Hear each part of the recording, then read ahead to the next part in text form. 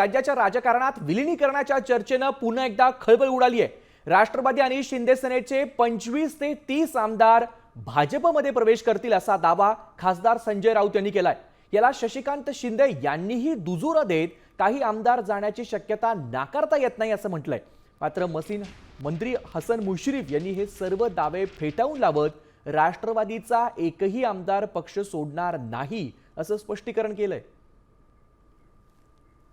मध्ये हा पक्ष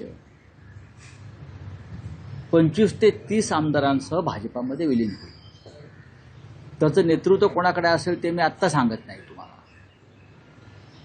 आणि त्याचबरोबर शिंदे गटाचेही तितकेच आमदार हे भाजपात विलीन होते। दोन्ही पक्षांचे तेवढे 25-30 आमदार हे भाजपात विलीन होण्याच्या मानसिकतेमध्ये आहेत।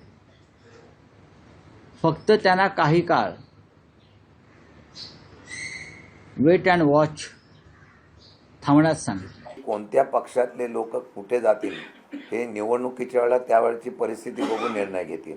काही आमदार त्या बाजूने जातील याच्या बाबतीमधली शक्यता नाकारता येत नाही। सध्या परिस्थिती तशी परिस्थिती होईल असं मला वाटतं।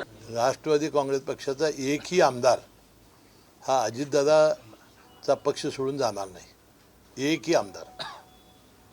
आता वास्तविक आपल्या संजय राऊतांनी आपले खासदार सांभाळावेत, तेच बरेचसे चाललेले आहेत अशा बातम्या आम्ही ऐकलेल्या आहेत।